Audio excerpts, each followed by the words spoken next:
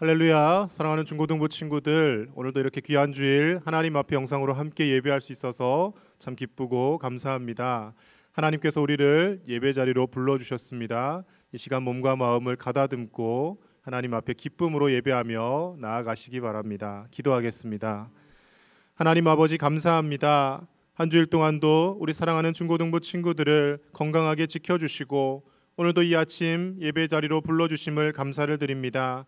하나님 앞에 함께 예배할 수 있음이 우리의 삶에 큰 감사와 기쁨이 되게 하시고 다시금 주의 전에 나와서 예배할 날을 소망하며 우리가 각자의 삶의 자리에서 가정에서 변함없이 하나님을 잘 예배할 수 있도록 주님 더욱 믿음을 허락하여 주시옵소서. 오늘도 우리가 드리는 이 예배를 하나님 기뻐 받으실 줄 믿습니다. 온 마음과 정성을 다하여 예배하게 하시고 예배가 의무가 되거나 짐이 되는 것이 아니라 하나님 앞에 감사와 기쁨이 넘치는 예배 될 수 있도록 성령 하나님 우리의 몸과 마음을 주장하여 주옵소서. 감사드리며 예수님의 이름으로 기도드립니다. 아멘. 우리 함께 힘차게 주님의 임재 앞에서 찬양하며 나아갑니다.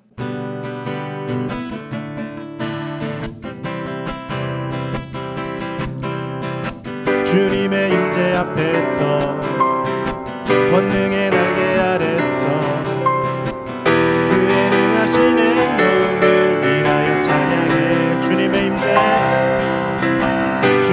임재 앞에서 권능의 날개 아래서 그의 능하신 행동을 위하여 찬양해. 주의 나라 주의 권세 찬양 중에 임하네. 모든 원수 굴복하네. 주의 임재 앞에 주의 나라 주의 권세 찬양 중에 임하네. 모든 원수 굴복하네. 내가 춤을 출 때 다윗처럼 춤을 추면서 전심으로 주를 즐거워하라. 모든 만물들아 찬양하라.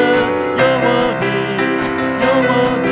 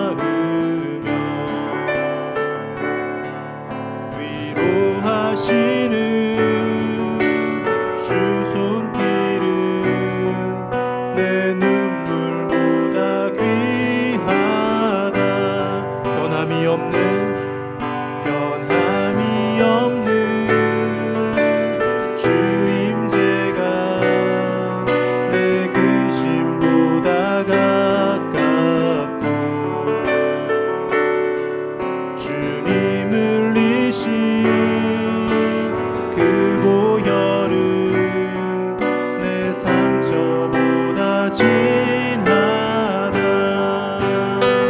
결국 내 주님과 함께 사는 것 나의 영원한 소원. 주의 아름다움 안에 사는 것 나의 영원한 기쁨. 주의 인자하신 그 사랑이 내 생명보다 나으며 위로하시는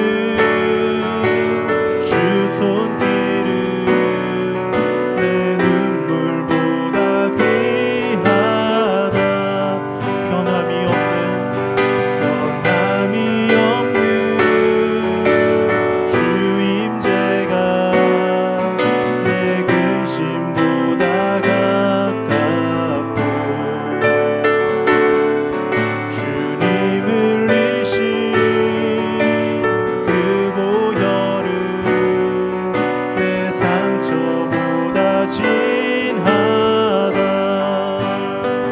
결국 내 주님과 함께 사는 것 나의 영원한 소원. 주의 아름다움 안에 사는 것 나의 영원한 기쁨.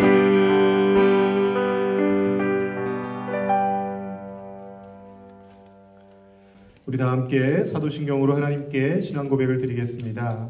나는 전능하신 아버지 하나님, 천지의 창조주를 믿습니다. 나는 그의 유일하신 아들 우리 주 예수 그리스도를 믿습니다. 그는 성령으로 잉태되어 동정녀 마리아에게서 나시고 본디오 빌라도에게 고난을 받아 십자가에 못 박혀 죽으시고 장사된 지 사흘 만에 죽은 자 가운데서 다시 살아나셨으며 하늘에 오르시어 전능하신 아버지 하나님 우편에 앉아 계시다가 거기로부터 살아있는 자와 죽은 자를 심판하러 오십니다. 나는 성령을 믿으며 거룩한 공교회와 성도의 교제와 죄를 용서받는 것과 몸의 부활과 영생을 믿습니다. 아멘.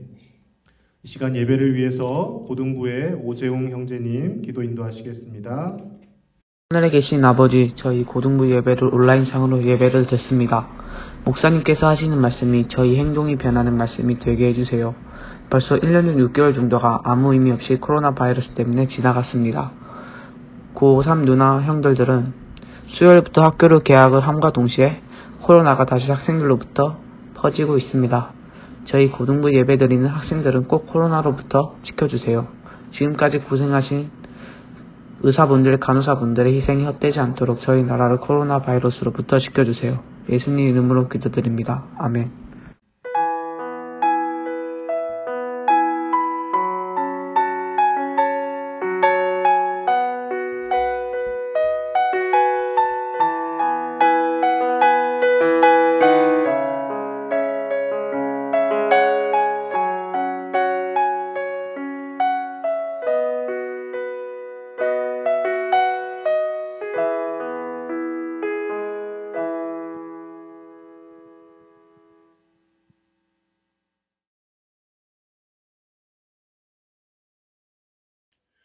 오늘 우리에게 주신 하나님의 말씀은 히브리서 11장 6절과 요한복음 14장 6절에서 7절 말씀입니다. 제가 봉독하겠습니다. 하나님의 말씀을 경청하십시오. 믿음이 없이는 하나님을 기쁘시게 하지 못하나니 하나님께 나아가는 자는 반드시 그가 계신 것과 또한 그가 자기를 찾는 자들에게 상 주시는 이심을 믿어야 할지니라. 히브리서 11장 6절 말씀. 예수께서 이르시되 내가 곧 길이요 진리요 생명이니 나로 말미암지 않고는 아버지께 올 자가 없느니라. 너희가 나를 알았더라면 내 아버지도 알았으리로다. 이제부터는 너희가 그를 알았고 또 보았느니라. 요한복음 14장 6절에서 7절 말씀. 아멘. 이는 하나님의 말씀입니다. 네, 사랑하는 중고등부 학생 여러분, 한 주간 잘 보냈나요? 이제 고3 친구들은 학교에 등교를 했다고 하는데 오랜만에 가니까 또 새롭죠. 또 고3들 많이 마음에 분주할 텐데 마음 차분히 가라앉히고 또 남은 경주를 잘 해나가기를 간절히 소망합니다. 그리고 다른 친구들도 지금 어떻게 될지는 모르겠어요. 뭐 등교를 한다라는 소리도 있고 온라인 수업을 계속 한다라는 소리도 있습니다. 함께 기도함으로 빨리 모든 것들이 정상으로 돌아올 수 있게 해달라고 함께 기도하는 우리 모두 됐으면 좋겠습니다. 오늘 함께 말씀을 나눌 텐데요. 요즘에는 카톡도 있고 막 메신저들이 많아서 엄청 멀리 있는 사람들하고도 쉽게 이렇게 메시지를 전하고는 하는데 예전에 메신저 역할을 했던 거는 아마 편지였을 거예요. 전화는 옛날에는 요즘 옛날 우리 할머니들 보면 엄청 짧게 하시잖아요. 용건만 간단히. 네, 그래서 가끔 저도 이렇게 전화 드리면 자기 할 말만 하시고 끊으시는 분들이 가끔 계세요. 네, 간단하게 해야 되니까. 그래서 뭔가 이렇게 메시지를 좀 길게 전하고 싶으면 썼던 게 편지였습니다. 근데 보통 편지는 이제 내가 아는 사람을 향해서 이렇게 보내죠. 누구 주소도 알고 내가 이 편지를 받을 사람이 누군지도 알고 뭐 행운의 편지 이런 거 말고는 이렇게 알고 보냅니다. 그런데 요즘은 이게 뭐 랜덤 채팅이라고 해가지고 좀 안 좋은 쪽으로 많이 사용되는 채팅이 있는 것 같은데 옛날에도 그것과 비슷한 게 있었습니다. 내가 알지 못하는 사람하고 말 그대로 이렇게 교제를 갖기 위해서 내 인맥을 내 지역을 넘어서 이렇게 갖기 위해서 했던 게 있습니다. 그게 뭘까요, 선생님들? 네, 펜팔. 예. 펜팔 요즘도 합니다. 펜팔 사이트가 있어요. 그래서 이제 이렇게 전자메일로 하는 데도 있고 아니면 이렇게 말 그대로 손편지로 쓰는 곳도 있습니다. 그래서 펜팔을 하죠. 그래서 내가 모르는 사람, 내가 볼 수도 없는 사람, 펜팔은 보통 이제 가까운 사람하고는 안 해요. 뭐 이제 영어를 좀 배우기 시작하는 학생들이 막 미국에 있는, 외국에 있는 학생들하고 이렇게 교제하기 위해서 펜팔을 많이 했습니다. 많이는 안 했어요. 몇몇 사람들이 했어요. 네. 그렇게 오고 가는 편지가 있는데 문제는 이제 내가 전혀 볼 수가 없잖아요. 언제 만날 수 있을지 기약도 없어요. 근데 편지가 이제 오고 간단 말이죠. 이때 필요한 게 뭘까요? 내가 소통을 해야 되는데 또 내 생활도 공개를 하고 내 생각도 공개를 하고 이런 과정들이 다 필요한데 이때 필요한 게 뭘까요? 네. 그 사람에 대한 신뢰입니다. 그 사람이 내 신상을 가지고 무슨 짓을 할지 어떻게 알아요? 그렇죠? 그러니까 그 사람에 대한 신뢰가 쌓이는 과정들이 필요했지요. 그래서 무턱대고 그 편지 안에다가 내가 어디 살고 뭐 어떤 일을 하고 막 이런 걸 한꺼번에 자기의 삶을 다 표현하지 않고 조금씩 오가는 편지 속에서 이제 신뢰를 쌓아갑니다. 그래서 적절한 의심을 늘 가지고 있어야 되겠죠. 이 사람이 혹시 아닐 수도 있겠다 하는 의심이 하나도 없이 아주 순진하게 하면 옛날엔 순진한 사람들이 많이 있었어요. 근데 요즘은 이제 그런 순진함으로 있으면 큰 낭패를 보는 것을 우리도 지금 뉴스를 통해서 많이 보고 있습니다. 그러니까 여러분, 함부로 여러분의 신상을 남한테 주면 안 돼요. 알았죠? 네. 자, 우리가 이제 하나님하고 관계하는 것도 비슷해요. 하나님께서 딱 우리 앞에 이렇게 계시면 얼마나 좋겠어요. 하나님이 계시면 이렇게 교제하고 친구처럼 같이 다니고 그러면 얼마나 좋겠습니까? 그런데 여러분, 눈앞에 하나님이 딱 보여요. 저는 딱 하나님 보입니다. 그러면 미안하지만 아주 조심해야 돼요. 제가 볼 때 조금 목사님하고 이렇게 상담을 한 이후에 치료의 과정에 가야 될 수도 있어요. 하나님이 눈에 딱 보이는 분들은 좋지 않은 거예요. 왜냐하면 하나님께서는 자기의 모습을 보여주시지 않아요. 한 번도 하나님은 자기 형상을 보여주시지 않았습니다. 심지어 자기가 가장 충성스럽게 하나님께서 가장 충성스럽다 여기셨던 모세에게조차도 자기의 모습을 보여주시지 않으셨어요. 그리고 자기 형상도 만들지 못하게 하신 분이 바로 하나님이십니다. 즉 사람은 하나님을 볼 수가 없어요. 하나님을 볼 수가 없습니다. 우린 하나님을 못 봐요. 그런 하나님하고 사귐이 있어야 하는데 이 사귐 가운데 있어야 할 게 무엇일까요? 바로 오늘 말씀처럼 믿음이 필요합니다. 믿어야 돼요. 하나님이 있다는 걸 믿어야 돼요. 여러분 편지를 쓰면서 이 사람이 있을 거야. 뭐 100%는 아니겠지만 있겠지 하고 편지를 쓸 거 아니에요. 마찬가지로 우리가 하나님을 향해 나아갈 때는 하나님이 계신다라는 믿음이 우리 가운데 있어야 합니다. 그래야 교제가 시작이 되겠죠. 이것은 많은 증거를 토대로 하는 게 아니에요. 여러분 이 땅 가운데 하나님이 계시다는 많은 증거들이 있어요. 세상 사람들은 혹은 과학자들은 부정할 수도 있지만 그들은 그들의 한계 내에서 그 얘기를 하는 거예요. 하나님이 계시다는 증거는 이 땅 가득합니다. 그런데 우리가 하나님을 믿는 것은 그 증거들을 토대로 우리가 하나님이 계시구나 이렇게 알매에 다다르는 것이 아닙니다. 우리가 하나님을 믿는 것은 이 하나님이 아시다는 이 지식을 우리가 얻는 것은 바로 믿음으로만 가능한 거예요. 왜냐하면 사람의 손으로 닿지 않는 곳에 하나님이 계시기 때문에 사람의 지식으로 추론해서 나아갈 수 있는 곳에 하나님이 계시지 않기 때문에 우리는 하나님을 믿어야만 하나님을 아는 지식을 가질 수 있습니다. 그래서 이 믿음이 우리 가운데 있어야 하는데요. 근데 이 믿음은 우리 가운데 있지 않아요. 여러분, 하나님은 있을 거야. 하나님이 있어. 그래서 이렇게 해서 하나님을 믿을 수 있다면 이 믿음은 뭐냐면 자기 최면이에요. 여러분, 저 위에 이런 종교도 있어요. 우주에 돌아다니는 스파게티 괴물을 믿는 종교가 있어요. 미국에 가면. 예. 있다고 믿는 거죠. 있어. 저 스파게티 괴물이 막 돌아다니고 있어. 예. 우리에게 라면을 창조해 주셨어. 뭐 이런 거. 예. 그렇게 믿는다는 것이 믿음이 아니라는 거예요. 그건 자기 최면이에요. 그러면 우리가 하나님을 믿는 이 믿음은 어디서 올까요? 바로 우리 밖에서 오는 거예요. 바로 하나님께서 우리 가운데 이 믿음을 주셔야만 우리는 하나님을 아는 지식에 이를 수 있습니다. 그래서 이 믿음을 가진 사람은 어떻게 믿냐면요. 한편으로는 의심해요. 하나님 계신 거 맞아? 그런데 또 한편으로는 하나님이 계신 게 믿겨져요. 이것들이 공존하는 것, 그것이 바로 우리의 지식으로는 닿을 수 없는 그 하나님 때문에 의심하지만 하나님께서 주신 믿음 때문에 우리는 하나님이 계심을 또 알게 됩니다. 이것이 바로 하나님께서 주신 믿음이에요. 이게 하나님을 아는 믿음입니다. 그래서 믿겨지지가 않아요. 하나님이 계신 게 믿겨지지가 않아요. 그래서 하나님하고 교제하는 게 너무 어려워요 라고 고민하는 친구들이 있다면 지금부터 해야 될 기도가 있어요. 바로 하나님, 제게 하나님을 믿을 수 있는 믿음을 주세요 라고 기도하십시오. 이 믿음을 하나님께서 주실 때에 여러분들은 여전히 고민하고 의심할 수 있지만 그 마음 가운데 하나님이 계시는구나 하는 놀라운 믿음을 갖게 됩니다. 자, 그런데 우리의 믿음이 이제 하나님께서 주신 믿음인지 자기 체면인지 우리가 어떻게 알겠어요? 그렇죠? 우리 마음 가운데 있는 걸 이렇게 열어볼 수가 없잖아요. 네. 그래서 이것을 구분할 수 있는 기준이 필요합니다. 우리에겐 기준이 필요해요. 하나님께서는 그 기준을 우리에게 주셨습니다. 구약시대 때는 율법을 주셨어요. 이게 나다라고 이렇게 섬기는 것이 나를 섬기는 것이다 하고 율법을 우리에게 주셨고 또 우리에게 가장 좋은 기준 바로 예수님을 우리에게 보내주셨습니다. 그래서 예수님께서는 우리가 어떻게 하나님을 믿을 수 있습니까? 하나님을 알 수 있습니까? 하나님께 어떻게 나아가야 합니까? 하는 제자들의 질문에 오늘 말씀으로 대답해 주셨습니다. 오늘 5절부터 제가 봉독할게요. 도마가 이르되 주여 주께서 어디로 가시는지 우리가 알지 못하거늘 그 길을 어찌 알겠사옵나이까? 예수께서 이르시되 내가 곧 길이요 진리요 생명이니 나로 말미암지 않고는 아버지께로 올 자가 없느니라. 너희가 나를 알았더라면 내 아버지도 알았으리로다. 이제부터는 너희가 그를 알았고 또 보았느니라. 아멘. 바로 예수님께서는 나를 통해서 하나님을 너희가 보았다라고 말씀하시는 거예요. 이제 우리가 하나님을 어떻게 합니까? 라고 묻는다면 바로 예수님을 통해서 알 수 있습니다.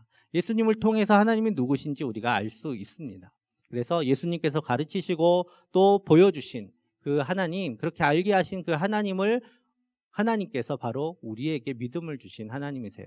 그래서 예수님이 말하지 않는 하나님, 예수님이 보여주시지 않은 하나님, 예수님이 알게 해주시지 않은 하나님을 믿고 있다면 그건 자기 체면이고 틀린, 올바르지 않은 믿음입니다. 그래서 그 믿음에선 우리가 돌아와야 돼요. 그래서 우리의 바른 믿음은 바로 예수님을 통해서 자신을 알리신 하나님입니다. 그래서 우리가 예수님을 통해서 하나님을 알고 믿을 수 있어요.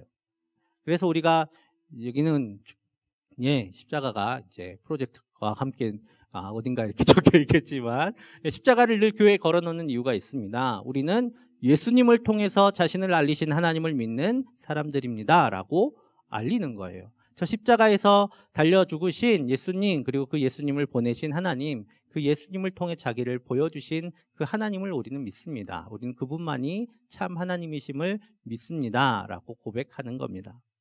자, 그래서 우리는 예수님을 통해서 하나님을 아는 지식을 얻게 돼요. 예수님을 잘 보면 하나님께 대해서 하나님이 어떤 걸 원하시고 또 하나님은 어떤 성품을 가지셨고 또 하나님은 어떤 계획을 가지셨는지 예수님을 통해서 우리는 알게 됩니다. 그래서 보이지 않는 하나님, 이제 내 앞에 계시지 않는 하나님이라고 해서 난 하나님을 잘 모르겠어요 라고 말할 수 없도록 우리에게 예수님을 보내주셨어요. 자, 이제 예수님께서 오셔서 하나님이 어떤 분이신지 우리로 알게 하셨습니다.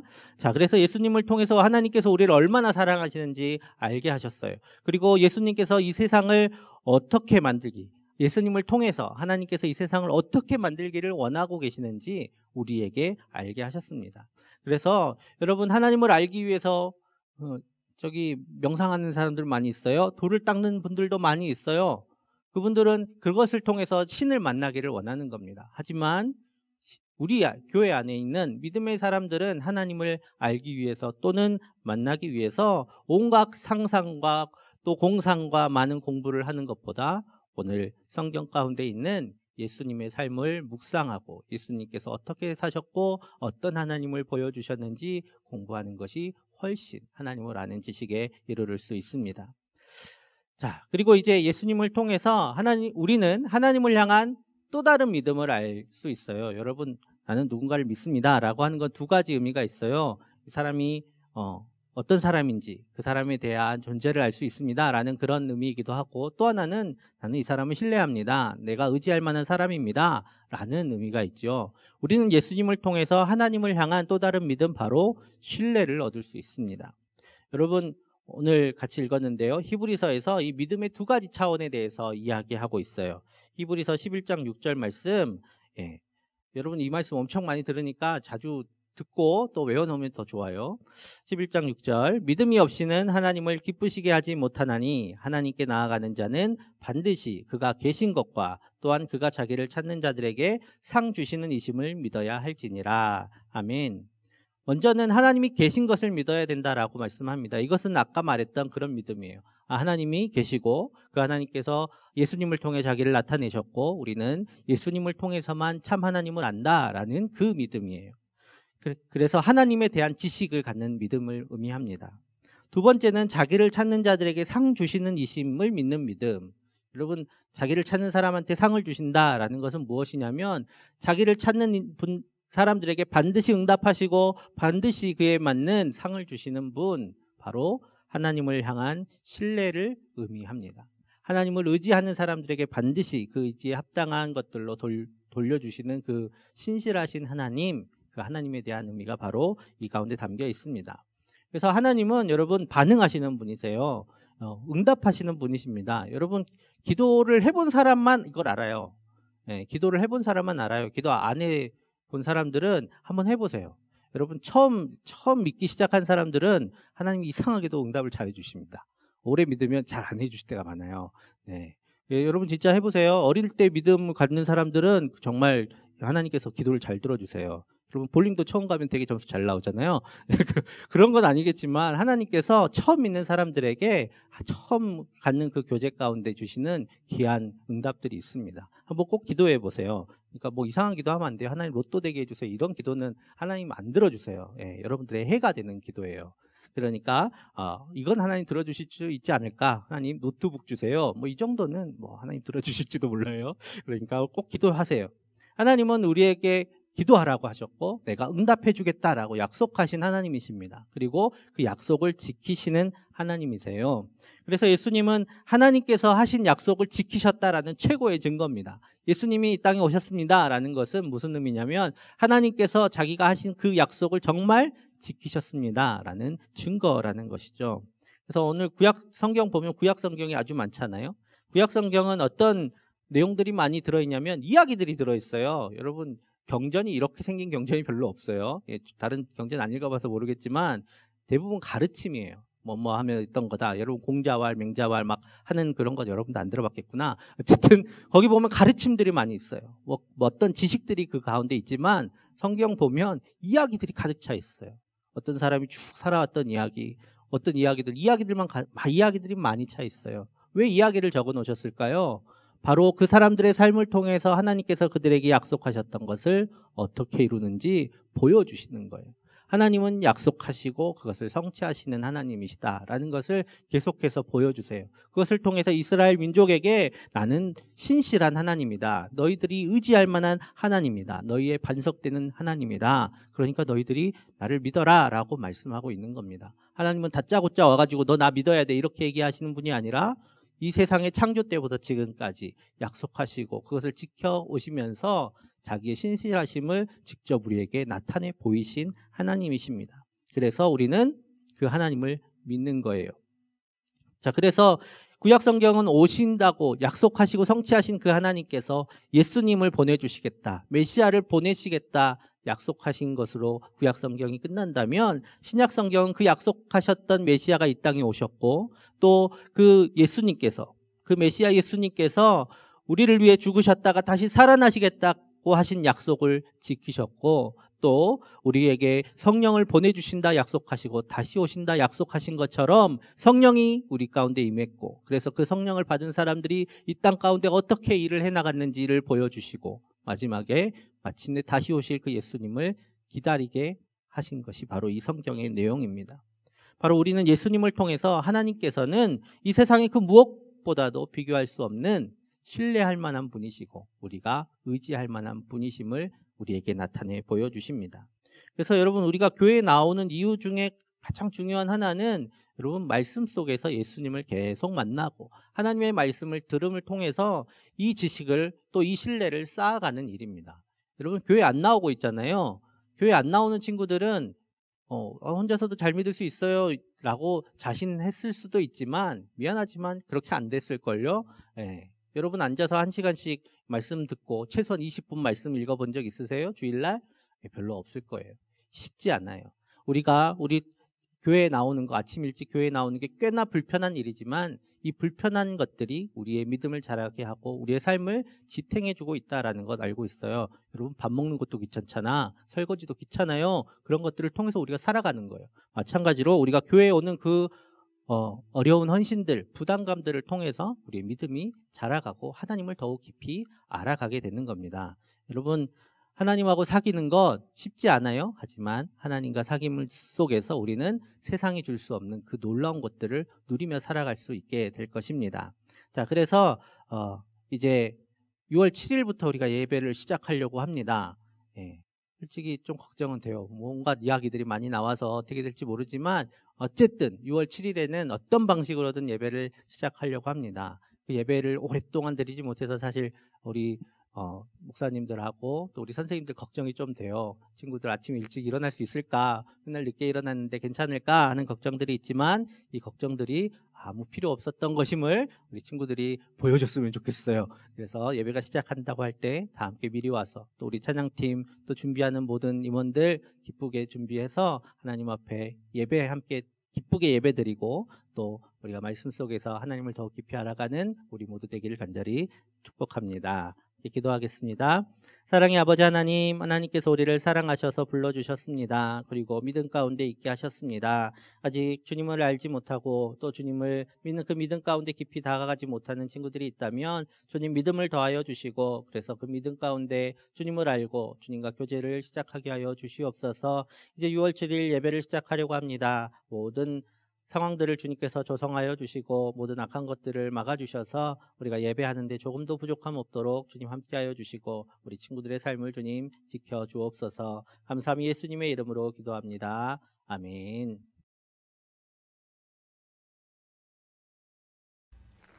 우리 다 함께 주가 일하시네 찬양하시며 하나님 앞에 정성스럽게 준비한 예물을 올려드리겠습니다.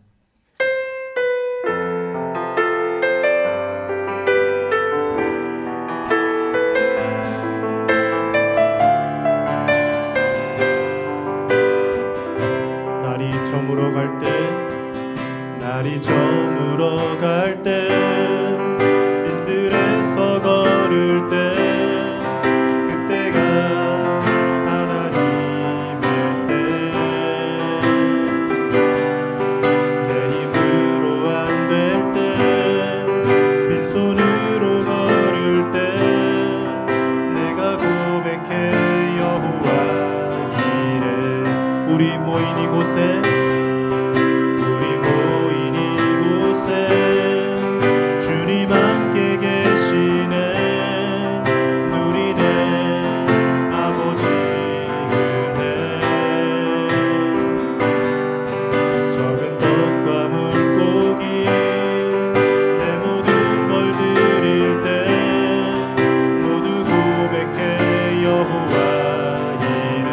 주가 일하시네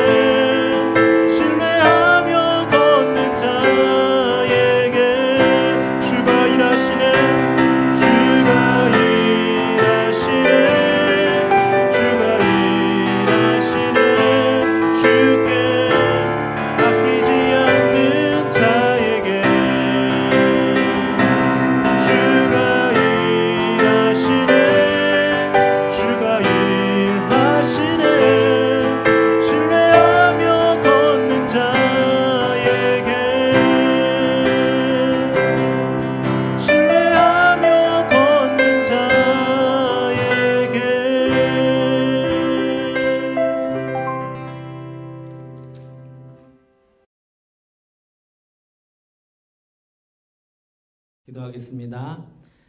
사랑의 아버지 하나님, 사랑하는 중고등부 주님의 자녀들이 하나님 앞에 귀한 마음과 귀한 예물을 올려드립니다. 우리 친구들의 그 모든 삶의 자리마다 주님께서 늘 함께하여 주셔서 복주심에 감사하며 주님 앞에 드린 예물이오니 주님께서 기뻐 받아주시고 우리 친구들의 삶을 주님 축복하여 주시옵소서. 어느 곳에 있든지 늘 주님을 바라는 그 마음 잊지 않게 하여 주시고 무엇보다 그 삶에 필요한 모든 것들 주님께서 늘 공급하시며 하나님 앞에 아뢰는 모든 기도를 들어 응답하여 주셔서 하나님께서 늘 동행하고 있음을 알게 하여 주시고 앞으로 더욱 주님과 깊은 교제를 나누는 우리 귀한 자녀들 다 될 수 있도록 주님 함께하여 주시옵소서. 우리 친구들의 삶을 주님께서 주장하시고 이끄시고 또 함께하여 주실 줄 믿사오며 감사하며 예수님의 이름으로 축복하며 기도합니다. 아멘. 우리 주 예수 그리스도의 은혜와 하나님의 사랑과 성령님의 교통하시고 인도하시고 함께하심이 이제 주님 앞에 예배드리는 모든 중고등부 사랑하는 친구들과 또 함께 예배하는 모든 선생님들의 삶과 가정과 학업과 모든 삶의 터전 위에 모든 삶의 자리 위에 또 모든 미래와 모든 계획들 위에 이제로부터 영원토록 언제나 함께 하시기를 간절히 축원하옵나이다. 아멘.